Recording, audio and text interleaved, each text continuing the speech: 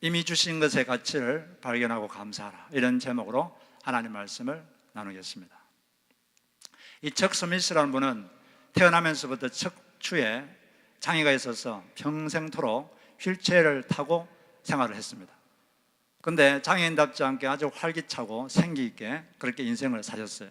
그래서 대학생 때는 휠체어 농구팀 주장을 하시고, 또 그 뒤에는 케이블 TV 스포츠쇼 프로듀서도 하시고, 또 금융회사 영업부장도 하시고, 나중에는 대형 가게 사장님이 되시고 그렇게 하시고, 또 두 딸을 가진 행복한 가정에 또 아버지도 되셨습니다.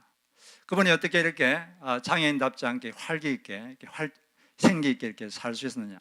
그 비결은 그분의 말씀에 하면, 어릴 때부터 부모님에게 끊임없이 감사 훈련을 받았다는 것입니다. 어머님은 자주 너 주변에서 감사할 것이 무엇인지 생각해 봐라, 감사할 것이 뭔지 끊임없이 생각해라, 이렇게 말씀하셨고, 특별히 부모님께서 자주 하셨던 말씀이 다음과 같은 말씀이에요. 이 세상에는 두 가지 종류의 사람이 있다. 첫째는 불행한 사람인데, 불행한 사람은 갖지 못한 것에만 생각하고 신세한탄하는 사람이고, 행복한 사람은 자신이 가진 것을 바라보고 충분히 만족하며 감사하는 사람이다. 너는 둘 중에서 어떤 사람인지 늘 점검해 봐야 된다. 그런 말씀을 끊임없이 하셨어요. 그래서 이분은 현재 자신이 갖고 있지 못한 것을 생각하며 신세한탄하는 것이 아니라 자신이 가진 것을 생각하며 감사하면서, 그리고 만족하면서 그렇게 살려고 노력했고, 그 결과 그렇게 살았다는 것입니다. 자신이 어떻게 변화시킬 수 없는 자기 몸의 장애, 그것은 그냥 받아들이고 자신이 할 수 있는 것, 자신이 하나님이 자신이 주신 것을 가지고 열심히 살았죠. 그래서 그분은 행복한 삶을 살 수 있었습니다. 행복한 삶의 비결은 이미 하나님 주신 것에 감사하며 사는 것, 이것이 행복의 비결인 것입니다. 그래서 유대인의 지혜서라고 하는 탈무드에는 다음과 같은 말씀이 있어요. 세상에서 가장 지혜로운 사람은 끊임없이 배우는 사람이다. 그리고 세상에서 가장 행복한 사람은 감사하는 사람이다. 맞습니다. 그 사람이 아무리 많이 가져도, 아무리 높은 지위에서도 마음이 늘 불만에 꽉 차 있고 고마움이 없고 이렇게 불행하면 그게 무슨 행복이 되겠습니까? 어떤 상황에서도 감사하는 마음, 그것이 바로 우리의 행복의 비결인 것이죠. 성경에는 끊임없이 말하고 있어요. 끊임없이 반복적으로 감사하라, 하나님께 감사하라, 그는 선하시며 인자하심이 영원하도다, 감사하라, 범사에 감사하라, 모든 일에 감사하라, 예수 그리스도 이름으로 감사하라. 감사라는 말이 끊임없이 반복적으로 성경에 나오고 있어요. 그리고 오늘 우리가 읽은 이 골로새서 2장 6절 7절에는 뭐라고 되어 있습니까? 감사함을 넘치게 하라, 감사가 넘치도록 하라, 이렇게 말하고 있어요. 이 말씀 보면 너희들이 예수 그리스도를 주님으로 받았으니, 예수 그리스도를 너희들의 삶의 주인으로 모셨으므로 그 안에서 행하라, 그리스도 안에서 행하라. 그리스도 안에서 행한다, 이 말은 그리스도의 영향력 아래에서 산다, 그런 말씀이죠. 이 세상의 철학이나 이 세상의 영향력, 이 세상의 욕심 이런 데 영향받지 말고 예수 그리스도의 영향력 아래에서 살아라, 그 말이 예수 그리스도 안에서 행하라, 그런 뜻이에요. 그리고 이제 예수 그리스도 안에서 행한다, 예수 그리스도의 영향력 안에서 산다, 이게 무슨 뜻인지 구체적으로 7절에서 4가지 동사로 설명을 하고 있습니다. 헬라어를 보면 6절은 그리스도 안에서 행하라, 이렇게 명령어로 되어 있고 7절에 있는 동사는 다 분사로 되어 있어요. 앞에 있는 것을 꾸며주는 거죠. 그래서 예수 그리스도 안에서 행한다, 예수님 안에서 예수의 영향 안에서 산다, 이 말은 4가지 이런 행동을 하는 것인데, 첫째는 뭐냐면 그 안에, 그리스도 안에 뿌리를 박으라, 뿌리를 박으라고 되어 있어요. 그리스도 안에 뿌리를 박으라. 뿌리를 박는다는 것은 자신의 생각, 사상, 철학의 뿌리가, 근원이 누가 돼야 된다는 거죠? 예수 그리스도의 말씀이 자기의 생각, 사상, 감정의 뿌리가 되어야 된다는 것입니다. 그리고 뿌리란 것은 뭐 하는 것입니까? 뿌리는 거기 닿아서 거기로부터 영양분과 영양분, 자양분을 끌어들이는 게 뿌리입니다. 예수 그리스도께 연결됨으로써 끊임없이 그분으로부터 영양분과 영적 능력을 공급받아야 된다. 그런 말씀인데, 예수님께 연결되어 있어야 된다는 거죠. 연결되어 있어라. 예수님과 어떻게 연결됩니까? 그분은 보이지 않는데 어떻게 연결되죠? 그분과 연결되는 방법은 다양한데, 우리가 말씀, 기도, 예배, 또 순종, 성도들과 교제하는 것, 또 찬양하는 것, 또 주님을 생각하는 것, 이런 걸 통해서 우리가 예수 그리스도와 연결됩니다. 그 연결되어서 끊임없이 그분으로부터 능력을 공급받고 자양분을 공급받아라는 것이죠. 그 다음에 그 안에서 세움을 받아라. 세움을 한다는 것은 뿌리에서 양분을 잘 받으면 줄기가 올라오고 자라는 거죠. 영적으로 성장하라는 것입니다. 영적으로 성장하라. 그 다음에는 교훈을 받은 대로 믿음을 굳게 하라. 예수님의 말씀, 예수님의 교훈, 이 말씀, 예수님의 약속, 이 말씀을 굳게 믿으라는 거죠. 그러면 그렇게 하고 나면 마지막에 어떤 결과가 나느냐? 감사함이 넘치게 하라. 감사가 넘치게 하라. 이게 감사가 넘치게 하라 맨 마지막인데, 사람이 그리스도 예수의 영향 아래서 예수님 안에서 행하게 되면 그 마지막 결과물이 뭐냐? 감사가 넘치는 것. 이것이 신앙생활의 마지막 결과물입니다. 그 사람이 예수 그리스도 안에 뿌리를 받고 세움을 읽고 하나님 말씀을 굳게 믿고 산 그 마지막 결과물은 감사하는 마음, 계속해서 감사가 넘치는 것, 이것이 결과물이에요. 기도를 많이 하고 성경을 지식을 많이 얻고 이게 최종 결과물이 아니라 그 마음속에 감사가 있느냐 없느냐, 이것이 그 사람의 신앙의 결과물이라는 것입니다. 그 사람의 신앙의 척도가 뭐냐, 어떻게 이 사람의 신앙이 측정할 수 있느냐, 그 사람 속에 감사가 얼마나 있느냐, 그것을 보면 된다는 거죠. 그래서 정말로 기도를 하고 말씀을 많이 알면 그 결과가 감사하는 마음, 이게 있어야 된다는 것입니다. 여러분 마음을 한번 조사해 보십시오. 평소에 여러분은 늘 감사하다가 가끔 불평하는 사람입니까? 아니면 마음에 늘 불만이 있고 그러다가 가끔 감사하는 사람입니까? 이 정상적인 그리스도인은 늘 감사하다가 가끔 실수로 불평하고 가끔 실수로 불만이 있고, 이게 정상이에요. 그런데 늘 마음에 불만이 있고 기쁨이 없고 불행한 느낌, 그러다가 아주 가끔씩 감사한 마음이 들고 가끔씩 행복한 느낌이 들고, 아주 비정상입니다. 여러분은 어떤 종류의 사람인지 한번 스스로 판단해 보시기 바랍니다. 이 사람의 신앙의 척도, 나의 신앙의 정도는 어느 정도인가? 그것은 내가 얼마나 감사하는 사람인가? 이걸로 질문해 보면 돼요. 왜냐하면 성경에서 그리스도 안에서 행하는 마지막 결과가 감사함이 넘치는 삶, 이게 마지막 단어이기 때문에 그런 것입니다. 그래서 우리는 늘 감사를 해야 돼요. 우리가 지금 추수감사주일인데 하나님은 끊임없이 감사하는 사람이 되라 그러는데, 우리가 어떻게 하면 감사할 수 있는 사람이 될 수 있을 것인가? 좀 더운 것 같은데,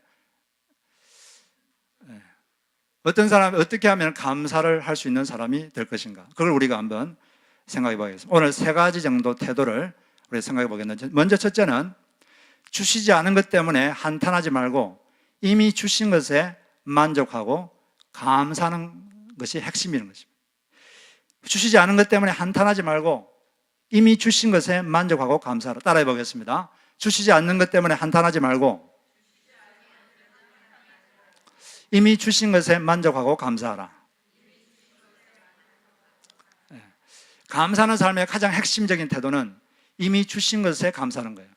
안 주신 것을 생각하며 한탄하고 불만하는 게 아니라 이미 주신 게 뭔가, 그게 충분히 만족하고 감사하는 것, 이것이 감사하는 사람이 되는데 핵심입니다.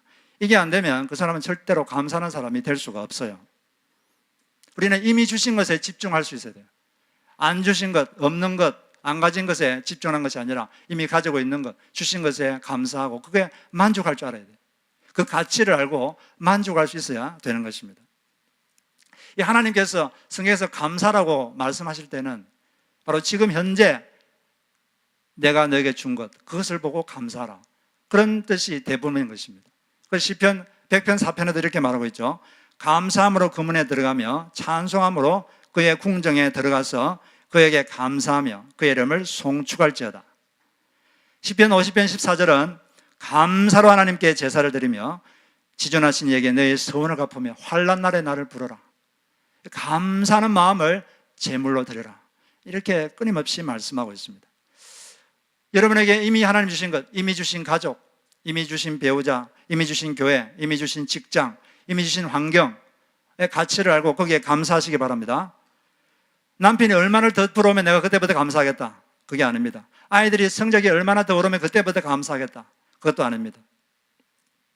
자식들이 어느 정도 얼마나 더 성공하면 내가 감사하겠다. 그것도 아닙니다. 지금 현재 감사하라는 거죠. 지금 현재 주신 것에 우리가 집중할 수 있어야 되는 것입니다. 어떤 분들은 이렇게 생각할 수 있어요. 내가 처녀 때 참 잘 나갔는데 그때 나를 떠나다니는 미스터 박과 결혼했으면 내가 이러지 않을 텐데. 그런데 미스터 박과 결혼한 그 여인은 지금 죽을 맛입니다. 그래서 어떤 집사님은 자녀와 자녀의 성적을 분리한 순간부터 성적과 관계없이 자녀를 사랑하게 되었다. 이런 고백을 제가 들었습니다. 자녀들이 성적이 좋으면 자녀에 대해서 기분이 좋았다가 성적이 나쁘면 기분이 나빴다가 이런 게 아니라 그걸 너무 괴로워서 자녀와 자녀의 성적을 확 분리시켰어요. 그래서 성적이 어떻든 상관없이 그 자녀를 현재 있는 모습 그대로 사랑하기로 작정하니까 언제나 자녀를 사랑할 수 있었다. 이런 고백을 했어요.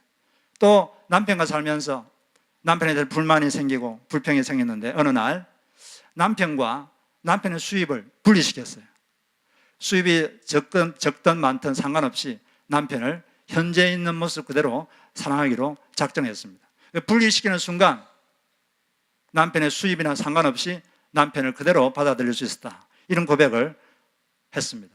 이게 성령을 모신 그리스도인의 올바른 모습이죠.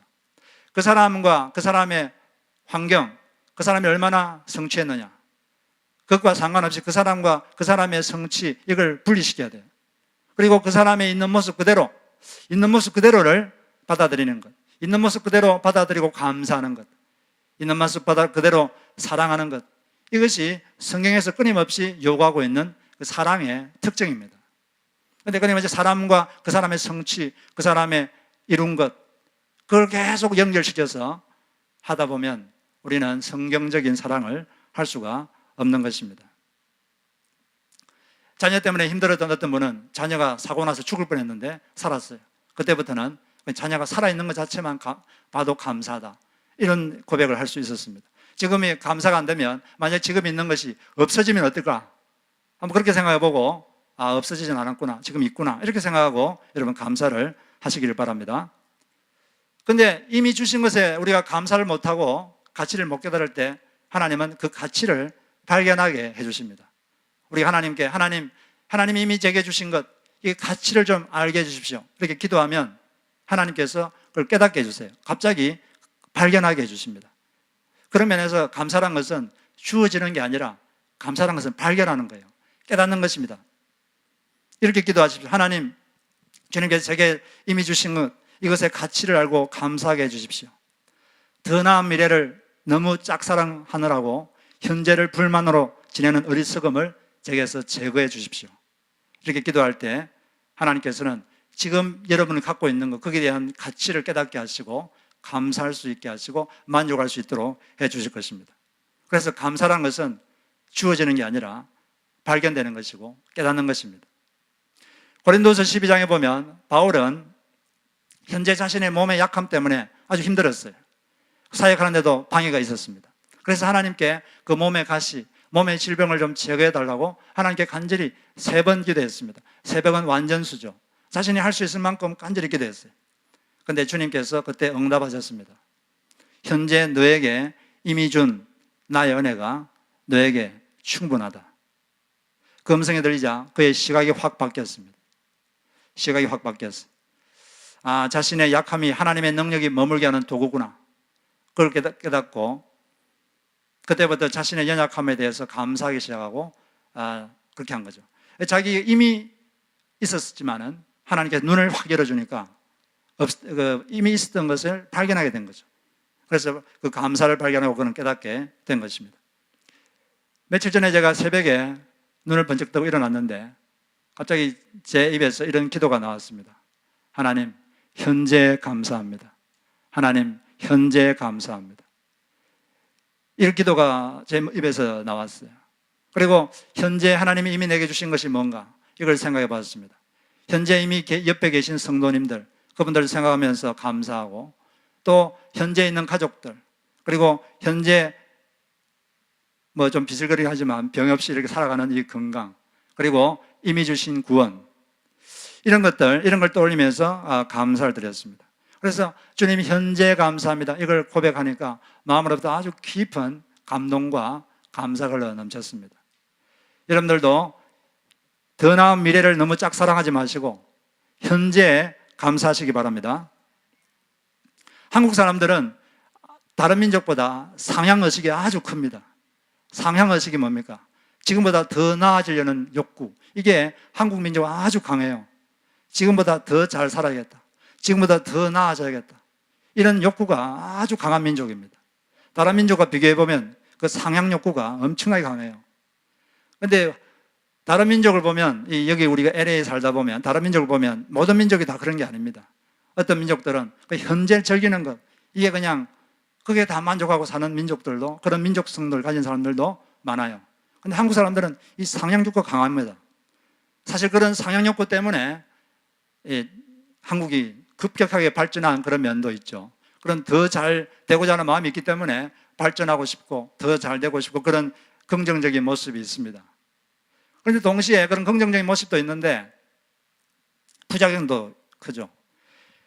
너무 상향욕구가 커서 현재 좀처럼 만족을 못하고 항상 불만 상태에 있는 경우가 많아요. 좀처럼 현재 만족을 못합니다. 내가 조금 더 좋아지면 그때 내가 만족할 것이다, 그때 나는 감사할 수 있다, 이런 마음이 부작용으로 있을 수가 있는 것입니다. 더 나은 미래를 너무 짝사랑하다 보면 현재가 너무 시시해 보입니다. 짝사랑하는 미래가 오지 않으면 만족하지 못하고 감사하지 못하는 그런 병폐가 있을 수가 있는 것이죠. 더 좋은 집에 살고 싶어서 미래의 그 집에 대한 짝사랑이 너무 커서 현재 하나님이 주신 이 가정의 보금자리에 결코 만족하지 못하고 감사하지 못할 수가 있는 것입니다. 미래에 돈을 더 많이 버는 남편을 짝사랑하는 나머지 현재 남편에 감사하지 못하고 불만을 품고 사는 그런 잘못에 빠질 수가 있는 것이죠. 미래에 더 좋은 성적을 거두고 더 성공한 자식을, 바로 미래의 자식을 너무 짝사랑한 나머지 현재의 자녀를 불만의 눈으로 보는 그 탐욕 때문에 자녀를 망칠 수가 있는 것입니다. 그것 때문에 부모와 자식 간의 관계가 어그러질 수가 있는 것이죠. 우리는 물론 우리는 현재에 최선을 다해야 됩니다. 현재에 최선을 다해야 되는데, 그러나 동시에 현재 하나님이 주신 현재에 감사해야 돼요. 현재 만족을 알아야 되고 현재 감사할 줄 알아야 되는 것입니다. 그것이 하나님의 뜻입니다. 그래서 아직 갖고 있지 못한 것에 신세 한탄하지 마시고 이미 주신 것에 충분히 만족하시고 감사하는 여러분 되시기를 바랍니다. 우리가 원하는 게 많이 있습니다. 그런데 사람이 원하는 것은 그렇게 될 수도 있고 안 될 수도 있어요. 여러분이 원한다고 다 됩니까? 그렇지 않죠. 그럼 우리는 그냥 최선을 다할 뿐이에요. 최선을 다해 살다 보면 원하는 것이 이루어지기도 하고 이루어지지 않을 수도 있습니다. 이루어져도 괜찮고 이루어지지 않아도 괜찮고, 이게 성숙한 그리스도인의 모습이죠. 이루어져도 하나님께 감사하고 이루어지지 않아도 하나님께 감사하고, 이것이 성숙한 성령을 모신 사람의 그런 모습인 것입니다. 그래서 우리는 어떤 면에서도 항상 주님 뜻대로 하십시오 이렇게 생각하고 그 뜻을 받아들여야 돼요. 현재가 바로 하나님 주신 선물입니다. 여러분, 선물이 영어로 뭡니까? 프레젠트죠. 그럼 현재는 영어로 뭐죠? 현재, 프레젠트. 현재도 프레젠트고 선물도 프레젠트죠. 그러니까 지금 현재가 하나님이 주신 선물입니다. 이 현재를 감사하시기 바라요. 야곱이 자기를 죽이려는 형님을 피해서 도망간 적이 있죠. 자기 형님을 피해서 약 900km 떨어진 하란으로 막 도망을 갔습니다. 어느 날 들판에서, 외로운 들판에서 잠을 자게 됐어요. 그런데 꿈에 하나님을 만났습니다. 하나님이 꿈에서 약속하셨어요. 너가 고향에 돌아올 때까지 내가 너와 늘 함께 있을 것이다. 너를 결코 떠나지 않을 것이다. 너를 도와주겠다. 이렇게 약속하셨어요. 그리고 그는 잠에서 깨어나서 하나님께 고백했습니다. 여호와께서 과연 여기에 계시거늘 내가 알지 못하였도다. 바로 그 외로운 들녘 혼자 있다고 생각하고 그곳에는 하나님이 없다고 생각했는데 바로 이곳에 과연 여기에 계셨는데 내가 알지 못했다. 이런 고백을 하고 있어요. 바로 그곳에는 하나님이 없는 줄 알았어요. 그곳에는 하나님의 임재가 없는 줄 알았어요. 그런데 바로 그곳, 바로 그 장소, 바로 그때 하나님이 있었습니다. 우리도 그렇게 생각할 때가 있어요. 내가 원하는 소원이 이루어진 바로 미래, 그 미래에만 하나님이 있을 것이다. 그 미래에 하나님이 임재할 것이다. 지금 현재는 하나님은 안 계신다. 지금 현재는 하나님이 나와 함께 있지 않은 것이 아닌가. 이렇게 착각할 때가 있는데 야곱은 여호와께서 과연 여기 계시거늘 내가 알지 못하였도다. 바로 지금이 하나님이 함께 계신 시간이고 바로 지금 하나님이 여러분 삶에 임재하고 있는 줄로 믿습니다. 지난주에 최수정 씨에 대해서 잠시 말씀드렸는데 이분이 갑자기 아버지 사업이 사기당해서 망하고 아버지는 돌아가시고 어머니는 이 집 저 집 전전하시고 그분은 노숙자로 막노동을 하시면서 살았어요. 그러다가 과외 수업을 하게 됐는데 그 학생 아버지가 방송국 국장이라서 탤런트가 됐습니다. 그 탤런트가 돼가지고 돈을 벌었어요. 돈을 벌었는데 빚이 많아서 빚 갚고 또 남미 있는 동생 생활비 보내고 이러니까 돈이 잘 모을 수가 없었어요. 그래도 돈을 모아가지고 집을 하나 마련했습니다. 근데 어디냐면 경기도 과천에 있는 지하 단칸방을 마련했어요. 가보니까 이런 곳에서 사람이 살 수 있을까 싶을 정도로 습기가 차서 축축하고 온 집에 곰팡이가 다 쓸어 있습니다. 여기서 살 수 있을까? 그런 생각이 들 정도로 그런 형편없는 집이었어요. 그러나 이분은 어머니와 함께 그 집에 들어가서 무릎을 꿇고 손을 잡고 하나님께 이렇게 기도드렸습니다. 눈물을 흘리면서 하나님께 감사했습니다. 주님 감사합니다. 주님 감사합니다. 주님 너무나 감사드립니다. 이렇게 어머니와 같이 살 수 있게 해주셔서 너무 감사드립니다. 바로 곰팡이가 온 집에 피어있고 습기가 축축한 그 집에서 그는 오래 살았어요. 그렇게 감사하는 내 모습을 보고 내 마음에 너무나 감동이 되었습니다. 그런 집에 살면 불평할 수도 있잖아요. 하나님 좀 더 좋은 집을 주시지. 이렇게 불평할 수도 있고 또 미래에 더 좋은 집을 생각하고 시큰둥할 수도 있지만 그러지 않고 현재 하나님 주신 것에 감사하는 그 모습을 참 하나님은 기뻐하셨을 것이다. 그런 감동이 되었습니다. 여러분들도 지금 현재 어떤 상황에 있든지 바로 현재 하나님 주신 것에 충분히 만족하시고 감사하시길 주의 이름으로 축복합니다. 우리가 이렇게 현재 감사하는 사람이 되려면 이 두 가지 태도가 더 필요한데 두 번째는 자신을 대단한 존재로 생각하지 않는 겸손이 감사를 만드는 것입니다. 겸손해야 감사할 수 있습니다. 겸손과 감사는 연결되어 있어요. 낮은 마음, 여기에서 감사가 나옵니다. 자기 자신에 대해서 너무 높은 견해를 가진 사람은 감사가 잘 안 됩니다. 자기를 나름 대단한 존재로 생각하고 있으면 좀처럼 감사가 안 돼요. 나는 좀 아는 사람이다. 난 뭘 좀 할 줄 아는 사람이다. 나는 나름 대단한 사람 이렇게 생각하면 감사가 안 됩니다. 왜냐하면 마태복음 5장 3절에 보면 심령이 가난한 자에게 복이 있나니 천국이 저희 것이다 이렇게 말했어요. 심령이 가난한 자, 그 사람의 천국이 주어진다는 거죠. 천국이 뭡니까? 현재 만족하고 현재 행복한 게 천국 아니겠어요? 그런 천국 언제 오느냐? 심령이 가난한 자, 겸손한 자, 자기를 대단하다고 생각하지 않는 사람, 나는 지극히 평범한 사람입니다 이렇게 생각하는 그런 사람에게 이런 천국, 그런 감사가 가능하다는 거죠. 마음이 높은 사람은 아무리 가져도 자신의 가치와 능력에 맞게 가졌다고 결코 생각하지 않습니다. 더 많은 것을 얻어야 되고 더 높은 것을 얻어야 된다 이렇게 믿고 있습니다. 왜냐하면 자신의 가치와 능력을 아주 높게 보고 있기 때문에 그런 것입니다. 결코 만족할 수 없죠. 그리고 또 자신의 자녀에 대해서도 상당히 높은 견해를 갖고 있기 때문에 결코 만족이 없습니다. 그래서 헨리 비처라는 분이 계신데 이분이 다음과 같은 말을 했어요. 교만은 감사를 죽인다. 겸손한 마음에서 감사는 자연스럽게 흘러나온다. 마음이 높은 사람이 감사하는 사람이 되기는 몹시 힘들다. 왜냐하면 그 사람은 아무리 가져도 결코 자신에게 걸맞게 가졌다고 생각하지 않기 때문이다.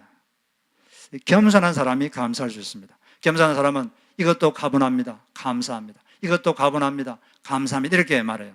그러나 교만한 사람은 그렇지 않죠. 내가 어떤 사람인데 이것밖에 안 돼. 내가 어떤 사람인데 나를 이렇게 대. 내가 어떤 사람인데 내 자식 이것밖에 안 돼. 내가 어떤 사람인데, 내가 어떤 사람인데, 내가 어떤 사람인데. 계속 이런 마음이 마음속 깊은 곳에 있어요. 그렇기 때문에 마음으로부터 이 감사가 잘 안 됩니다. 우리는 지금 현재 주어진 면에서 최선을 다해야 돼요.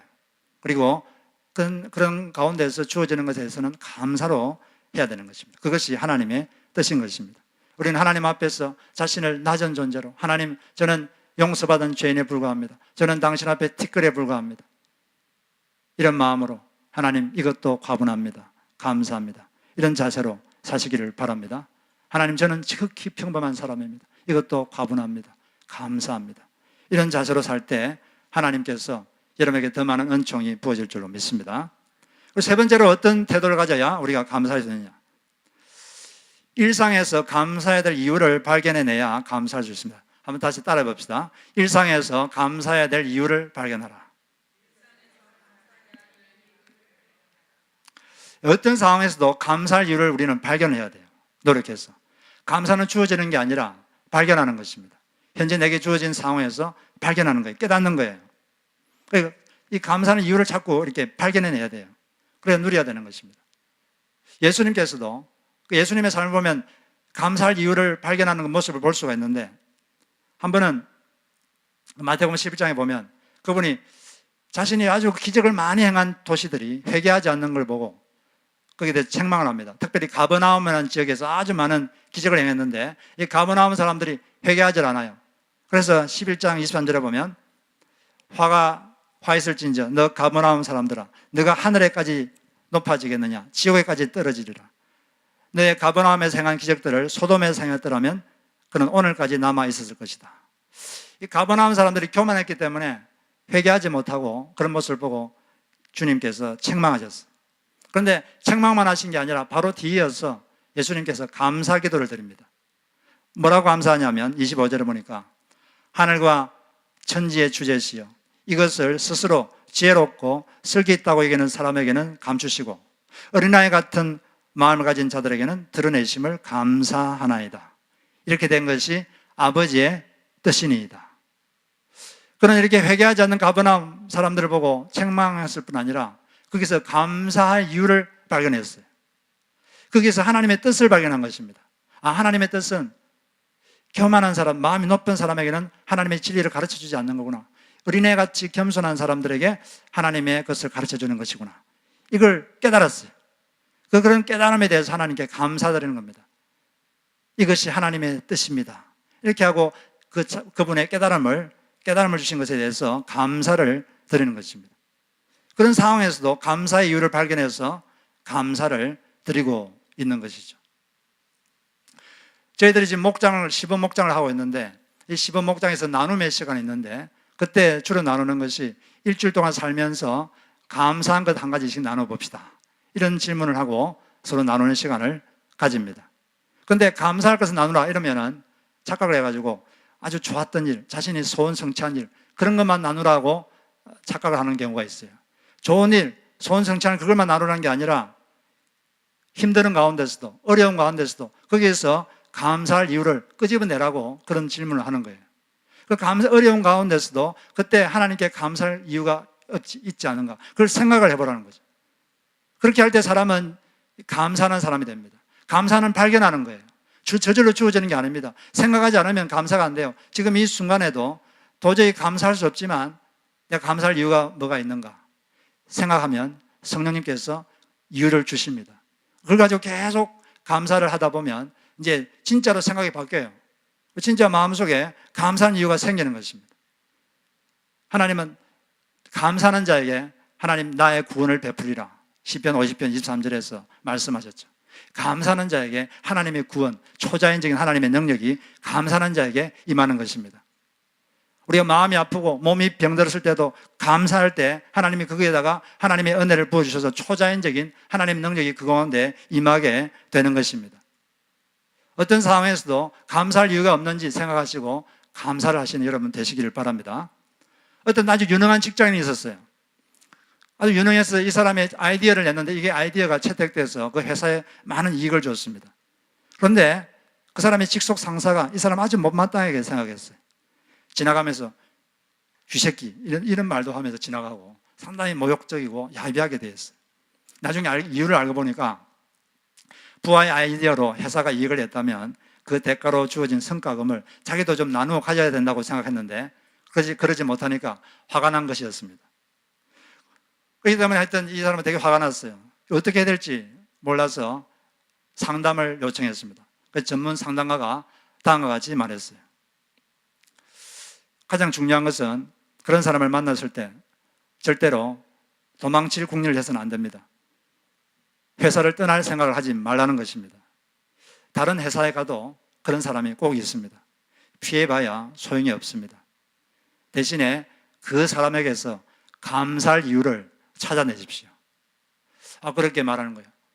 그래서 감사할 이유를 내가 찾아야겠다 생각하고 그때부터 그 상사가 창피를 줘도 감사합니다 이렇게 말하고 또 어떤 어려운 좀 불공평한 짓을 해도 감사하다고 표현했어요. 근데 그렇게 한참 하다가 그분이 이런 말을 했어요. 처음에는 고맙다는 말하는 것이 죽을 것처럼 힘들었는데 자꾸 하다 보니 습관이 되었습니다. 그리고 생각도 바뀌었습니다. 나를 강하게 단련시켜주는 고마운 사람이라고 생각이 되었습니다. 그 상사를 자기를 강하게 단련시켜주는 고마운 사람이다 이렇게 생각이 되니까 마음이 편안해지는 거죠. 그러니까 오히려 이 회사 생활도 잘 되고 이 사람은 그 해의 사원으로 뽑혔어요. 그런데 그 상사는 그 다음에 해고됐습니다. 저 상사 도대체 왜 저래? 이렇게 하면서 막 불평하고 그런 게 아니라 저분은 나를 강하게 단련시켜주는 고마운 사람이다. 이렇게 감사의 이유를 발견함으로써 승리할 수 있었던 것이죠. 그래서 우리는 감사라는 것은 주어지는 게 아닙니다. 발견하는 거예요. 발견하고 깨닫는 것입니다. 지금 여러분이 어떤 상황에 있든지 어떤 사람들은 나는 도저히 감사할 수 없어. 나처럼 해봐. 당신이 감사할 수 있는지. 그렇게 생각할 수도 있어요. 그러나 감사는 주어지는 게 아니라 발견하는 것입니다. 하나님, 현재에 대해서 이 현재에 감사할 수 있도록 해 주시옵소서. 기도하시기 바라요. 그러면 감사할 이유가 갑자기 깨달아집니다. 그걸 가지고 감사하세요. 자꾸 감사하다 보면 생각이 바뀌고 마음이 바뀌고 거기에 하나님의 영이 확 임합니다. 하나님의 놀라운 은혜가 그 사람에게 주어지는 거예요. 불평하는 사람에게 하나님의 은혜는 없습니다. 불평하고 불만하는 사람에게 하나님의 은혜를 주겠다. 그런 성경이 없어요. 어떤 사람에게 하나님의 은혜를 주시느냐? 어려운 가운데서도 모든 상황에서 In every circumstances give thanks. 이것이 하나님의 뜻이니라. 하나님의 뜻을 실천하면 하나님 뜻을 실천하는 자에게 하나님 순종하는 자에게 하나님은 축복을 주시는 것입니다. 그런 여러분들 되시기를 바랍니다. 갖지 못한 것 때문에 한탄하지 마시고 이미 가진 것에 충분히 만족하시고 감사하기 바랍니다. 주시지 않은 것에 집중하지 마시고 이미 주신 것에 만족하며 감사하시기 바랍니다. 더 나은 미래를 너무 짝사랑하지 마십시오. 그때가 되면 내가 감사할 수 있을 것이다 이렇게 생각하지 마세요. 지금 감사하지 않으면 조금 좋아져도 감사를 못합니다. 왜냐하면 그때 되면 또 더 나은 미래를 사랑하기 때문에 그런 것이죠. 지금 현재 여러분에게 주신 것, 이미 주신 자녀, 이미 주신 교회, 이미 주신 직장, 이미 주신 국가, 이미 주신 교회, 이미 주신 주변 사람들, 그리고 이미 주신 환경, 그것으로 감사하시고 주님께 영광 돌리는 여러분 되시기를 주 이름으로 축복합니다.